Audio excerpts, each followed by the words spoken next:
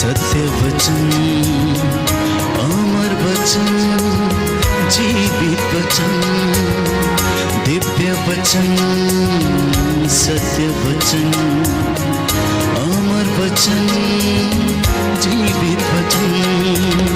साई दा बामा बनी दा बामा बगरे सा निरे सा निरे सा निरे सा निरे सा।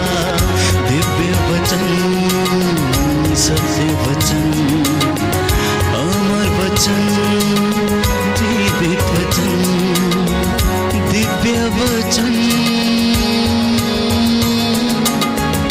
दिव्य वचन।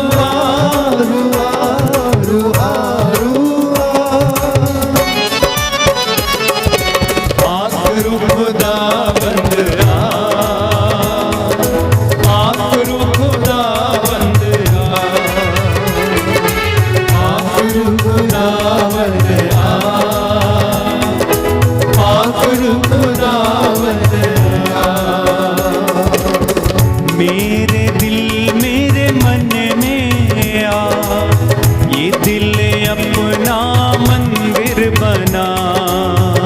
मेरे दिल मेरे मन में आ, ये दिल अपना मंदिर बना। मेरे दिल मेरे मन में आ, ये दिल अपना मंदिर बना।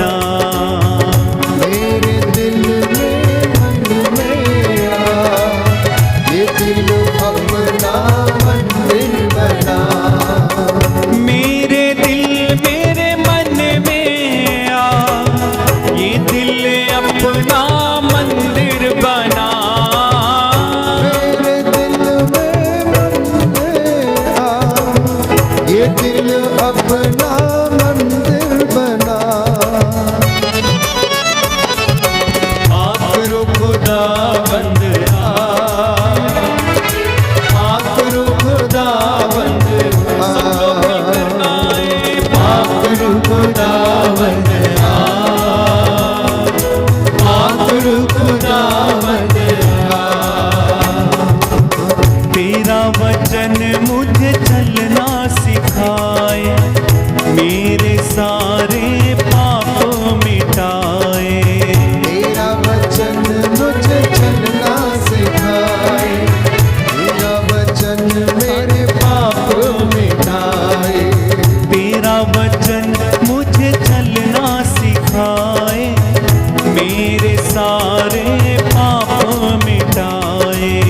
तेरा वचन मुझे चलना सिखाए, तेरा वचन मेरे पाप मिटाए।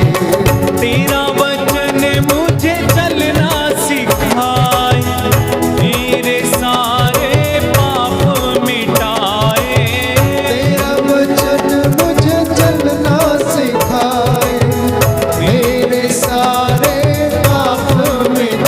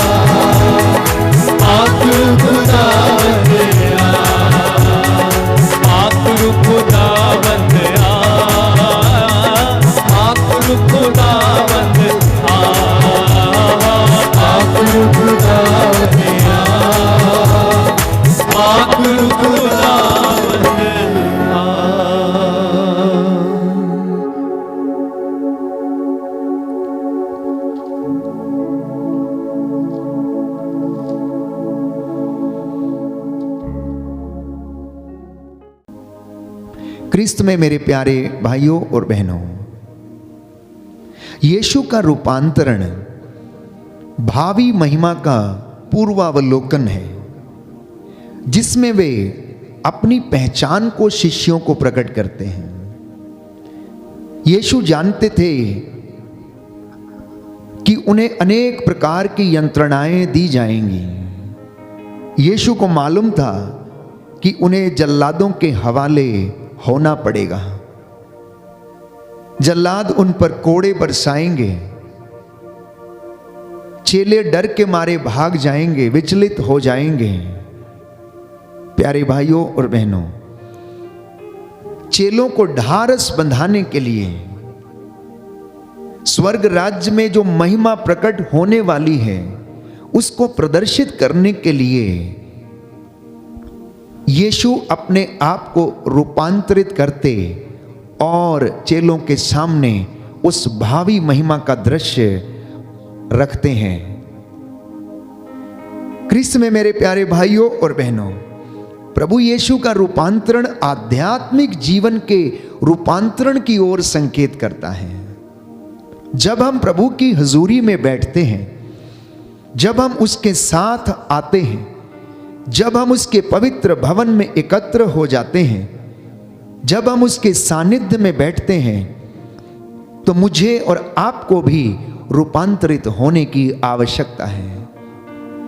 हमारी स्पिरिचुअल लाइफ में ट्रांसफॉर्मेशन होने की आवश्यकता है।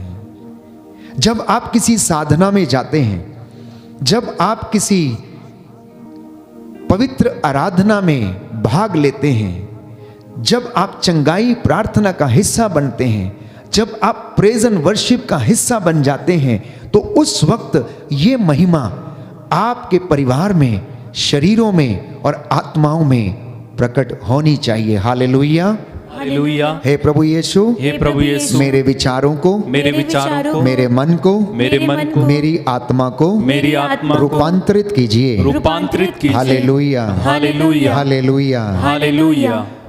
तो हम जानते हैं कि इन सारी बातों से होकर गुजरने के लिए प्रभु यीशु अपने आप को पिता के नजदीक रखते थे।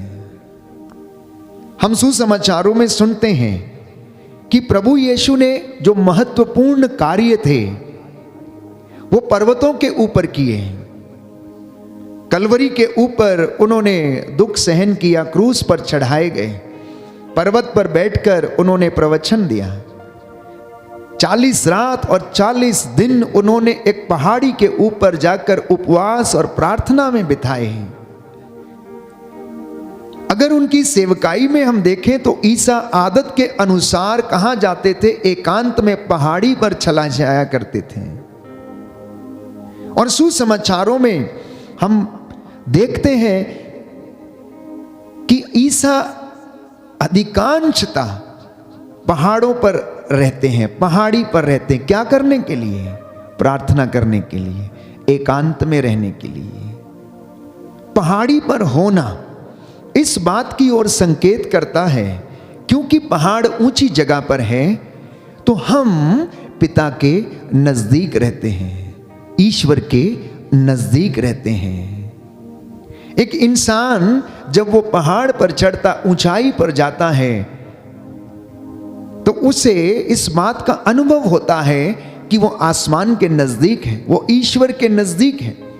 आध्यात्मिक जीवन में जब हम बढ़ने लगते हैं तो हमें भी यही आभास होता है। इसलिए स्तोत्रकार प्यारे भाइयों और बहनों, वचन में हमें बताता है कि मैं अपनी आंखें पर्वतों की ओर उठाता हूं, मैं अपनी आंखें पर्वतों की ओर उठाता हूं, क्योंकि मेरी सहायता उन पर्वतों से आती है। क्योंकि उन पर्वतों पर जो ऊंचे शिखरों पर हैं और उसके ऊपर परमेश्वर विराजमान है, वो मुझे सहायता देता है। इसलिए प्रभु यीशु आदत के अनुसार पहाड़ी पर एकांत में प्रार्थना करने के लिए जाते थे। तो एक सुंदर गीत है प्यारे भाइयों और बहनों, मैं आपके साथ इस गीत को गाना चाहता हूं प्रभु की महिमा के लिए, और प्रभु उसमें हमें आशीष और बरकत प्रदान करे।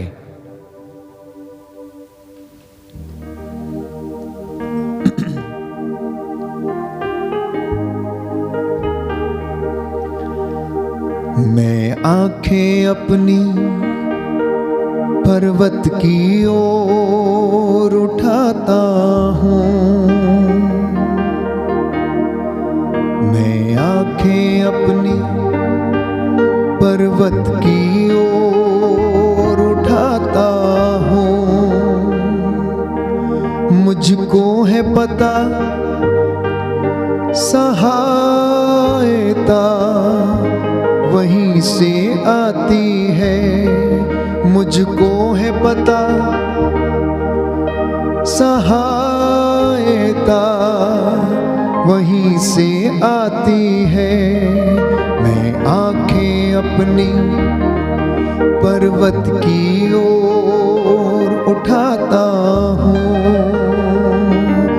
मैं आंखें अपनी पर्वत की ओर उठाता हूँ।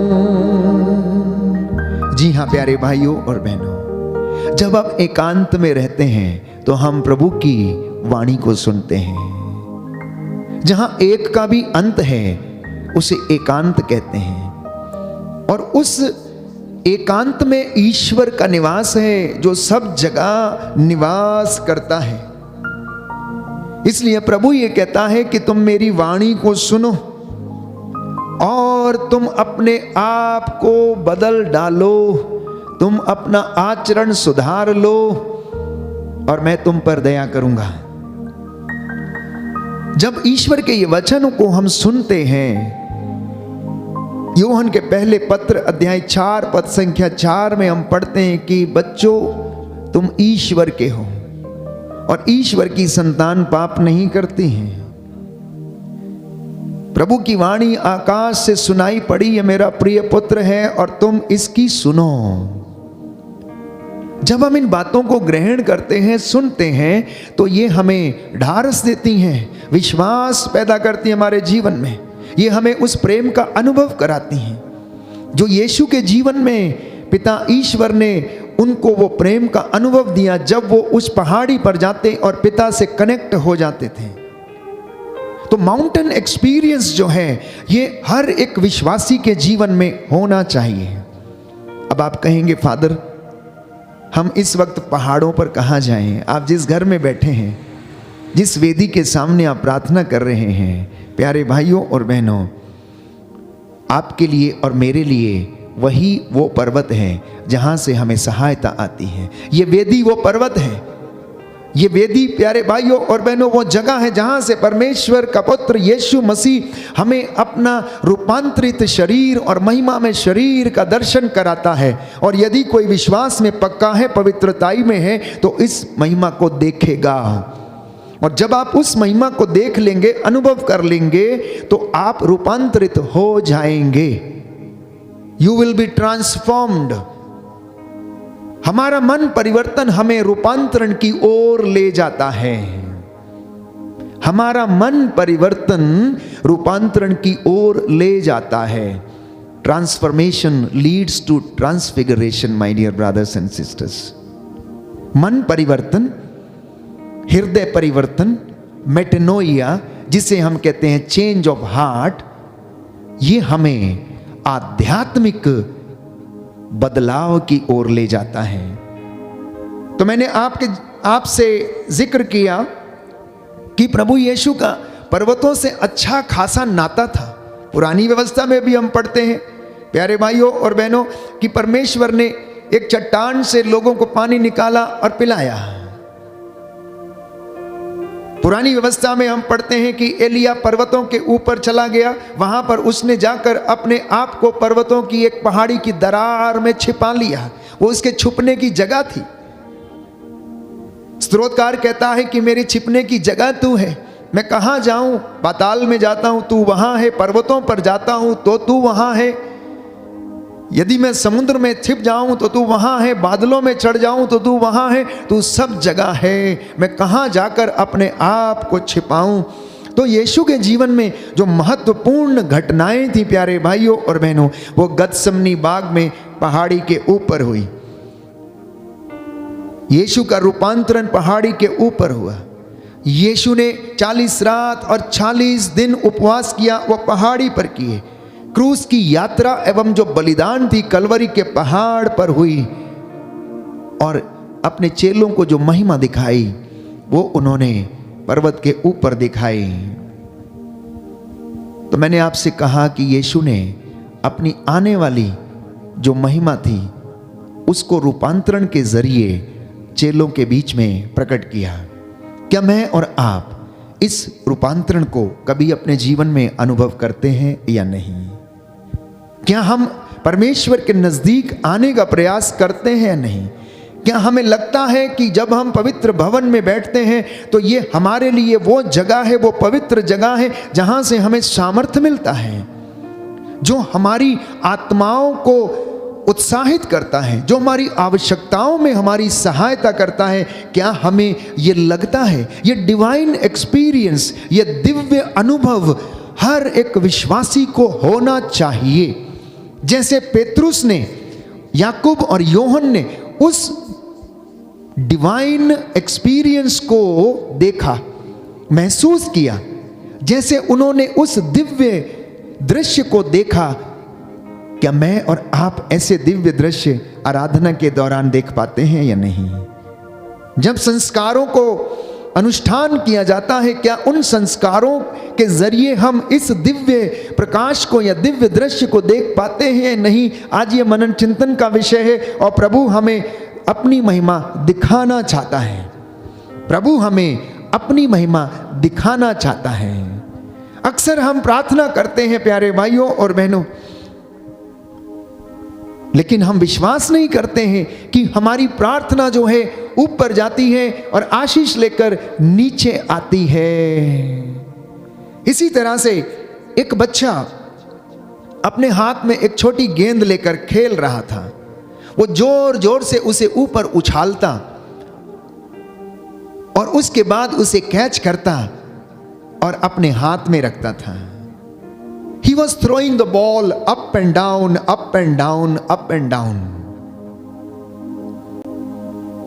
एक याजक वहां से गुजर रहा था, एक पुरोहित वहां से गुजर रहा था और उसने बालक को देखा और उससे पूछा, तुम क्या कर रहे हो? तुम ये गेंद बार बार ऊपर फेंकते हो और नीचे आती है तो उसे कैच करते हो, आखिर तुम कर क्या रहे हो? और बालक ने बहुत अच्छा जवाब दिया कि मैं ये गेंद ईश्वर की ओर फेंकता हूं, मैं ये गेंद ईश्वर की ओर फेंकता हूं और ईश्वर मेरी ओर फेंकता है। ये मैं गेंद ईश्वर की ओर फेंकता हूं और ईश्वर मेरी ओर फेंकता है। मैं जब फेंकता हूं तो प्रभु पकड़ लेता है और प्रभु जब फेंकता है तो मैं उसे पकड़ लेता हूं, कैच कर लेता हूं। हमारी रोजमर्रा की जिंदगी में ऐसे तमाम उदाहरण जिनको हम अपने जीवन में अनुभव करते हैं, ऐसी तमाम बातें हमारे जीवन में घटित होती हैं और इन साधारण बातों में क्या हम इन डिवाइन एक्सपीरियंस को देख पाते हैं या नहीं? वो पुरोहित बड़ा आश्चर्यचकित हुआ जब उस बच्चे ने इस बात को बोला कि जब मैं गेंद फेंकता हूं तो प्रभु पकड़ लेता है और जब प्रभु फेंकता है तो मैं पकड़ लेता हूं। जब हम प्रार्थना करते हैं, हम अपनी प्रार्थनाओं को, स्तुति को, आराधना को, प्रायश्चित को क्या करते हैं? प्रभु की ओर उठाते हैं, प्रभु की ओर फेंकते हैं और प्रभु उसे रिसीव करता है और हमें उसके बदले आशीषें देता है। यह डिवाइन एक्सपीरियंस है। जिस दिन हम इस बात को महसूस कर लेते हैं कि मेरी एक भी प्रार्थना खाली नहीं जाती है, वो प्यारे भाइयों और बहनों मेरे और आपकी ट्रांसफॉर्मेशन का दिन हो जाता है। वो मेरे और आपके बदलने का दिन हो जाता है। जिस दिन कोई व्यक्ति बड़े आग्रह के साथ, बड़े दृढ़ निश्चय के साथ, कमिटमेंट के साथ प्रभु की ओर आता है और निर्णय करता है कि मैं बदलूंगा, मैं प्रभु के लिए अपना जीवन समर्पित करूंगा, त्याग करूंगा, तो वो उसके जीवन का वो क्षण है जब उसमें आध्यात्मिक परिवर्तन होने शुरू हो जाते हैं, वो बढ़ने लगते हैं प्यारे भाइयों और बहनों। तो रूपांतरण का ये दृश्य जो यीशु के जीवन में घटित हुआ, वो हमें प्यारे भाइयों और बहनों अपनी ओर आकर्षित करता है।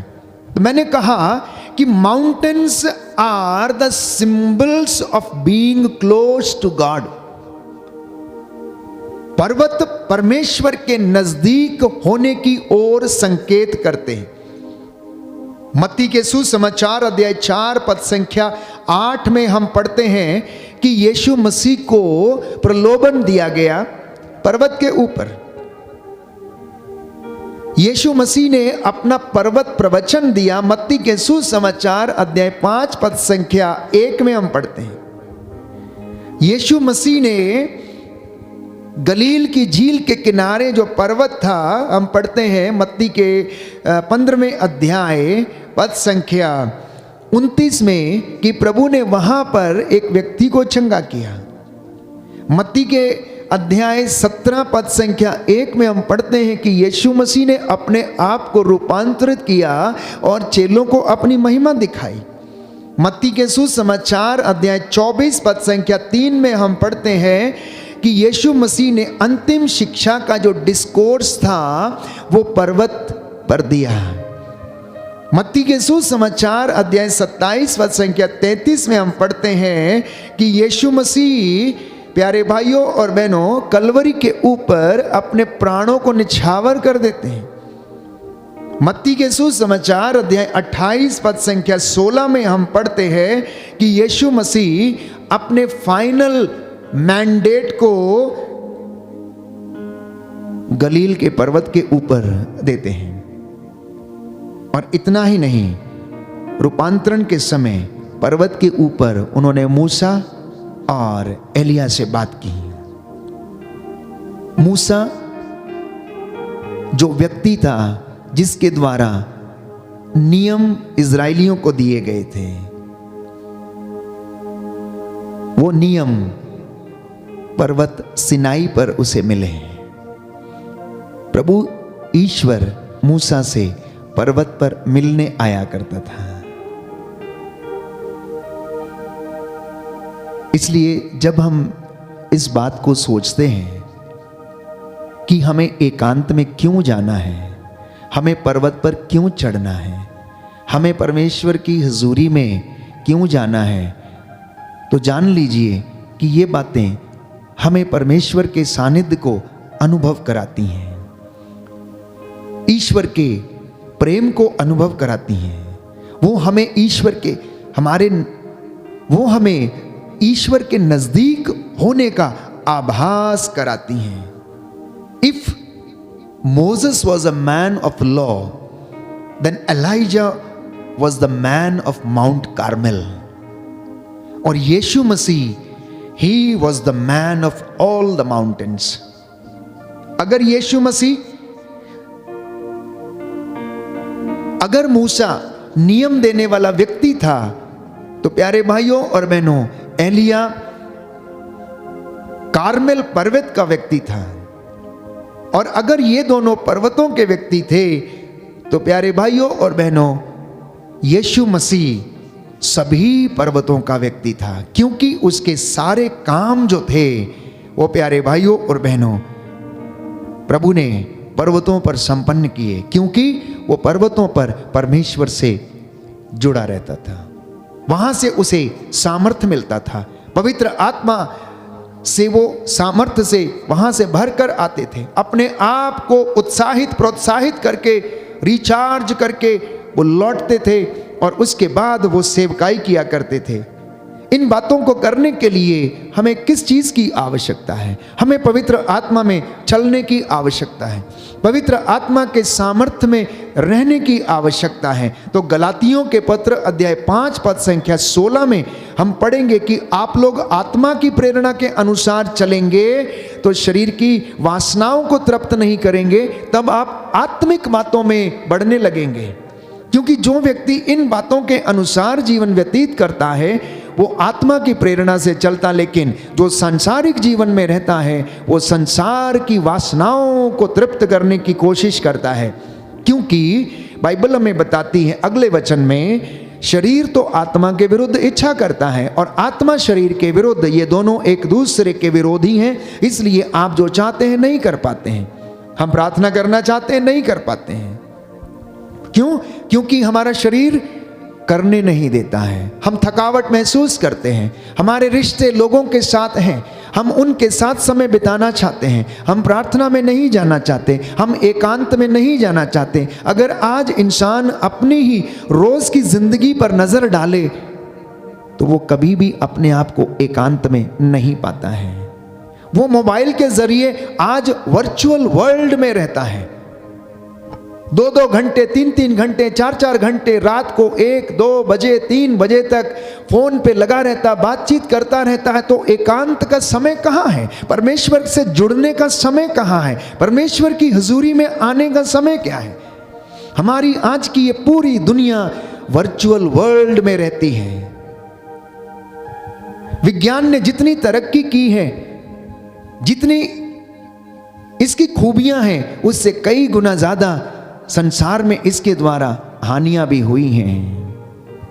लोगों का जीवन आज प्यारे भाइयों और बहनों वर्चुअल वर्ल्ड बन चुका है।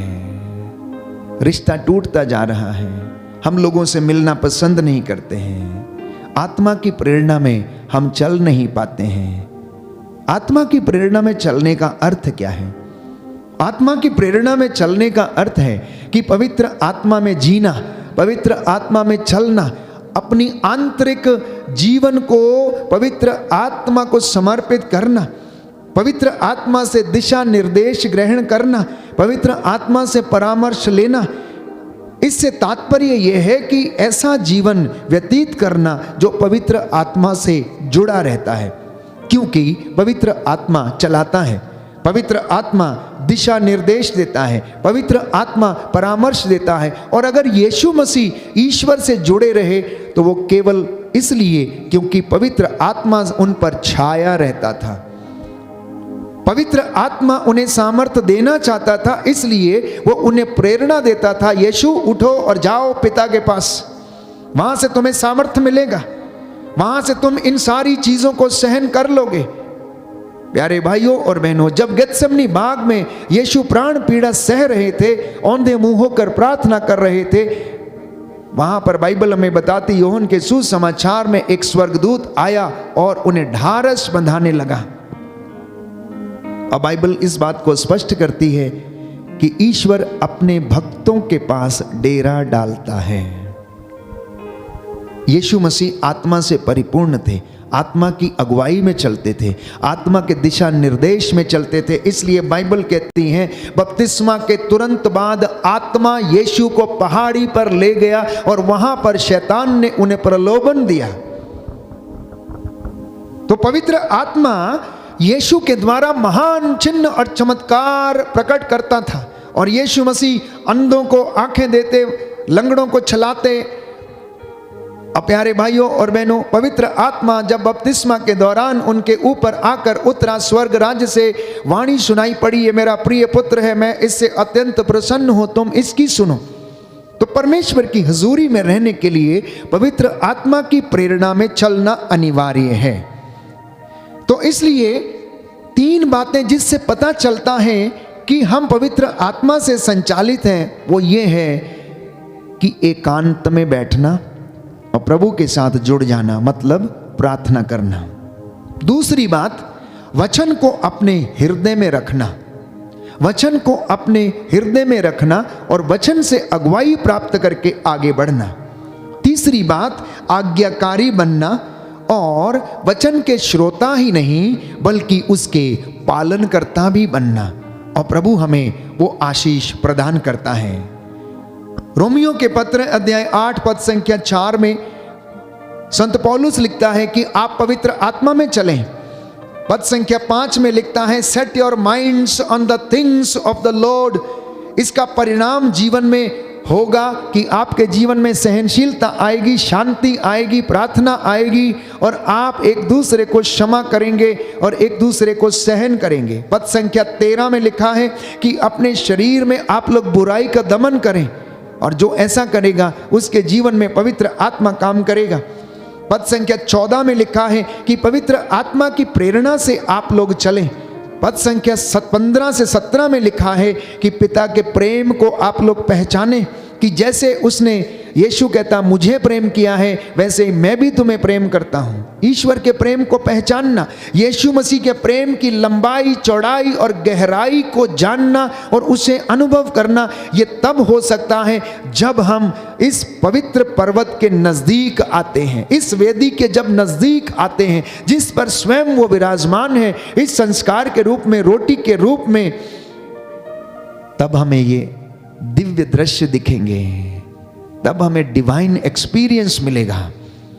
इसलिए प्यारे भाइयों और बहनों, जब भी मौका मिलता है पवित्र भवन में उपस्थित होकर प्रभु के मंदिर की ओर चले जाना, प्रभु के पर्वत की ओर चले जाना, और वहां पर हम लोगों को दिव्य दर्शन होंगे और प्रभु हमें अपनी महिमा प्रकट करेगा। रोमियो के पत्र अध्याय 8 पद संख्या 22 से 25 में लिखा है कि आप लोग पवित्र आत्मा में विश्वास करें। पद संख्या 26 से 28 में संत पौलुस कहता है कि आप पवित्र आत्मा में रहकर प्रार्थना करें, क्योंकि हम नहीं जानते कि हमें किस तरह प्रार्थना करनी चाहिए। हम अपने हिसाब से स्तुति करते हैं, आराधना करते हैं, गीत गाते हैं, वचन बोलते हैं, लेकिन प्रार्थना करना पवित्र आत्मा सिखाता है। जब हम प्रार्थना करते हैं, पवित्र आत्मा में रहते हैं, तो वो हमारे आंतरिक मनुष्य को दृढ़ता प्रदान करता है, वो हमारे आंतरिक मन को मजबूत करता है, वो हमारे आंतरिक मन को पवित्रताई प्रदान करता है, वो हमारे आंतरिक मन को आशीष देता है, हमारे आंतरिक मन को प्रेम से भर देता है।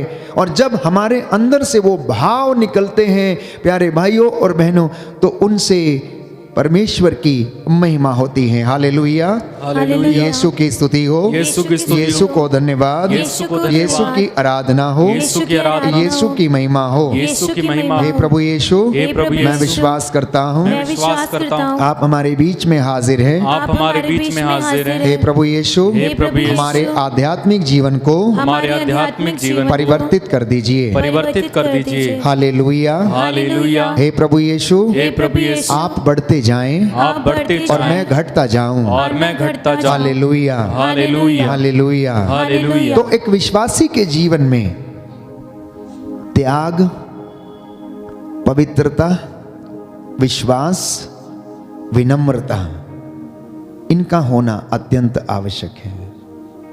और एक मुख्य बात, इन सब को प्राप्त करने के लिए हम बस उसकी उपस्थिति में रहें।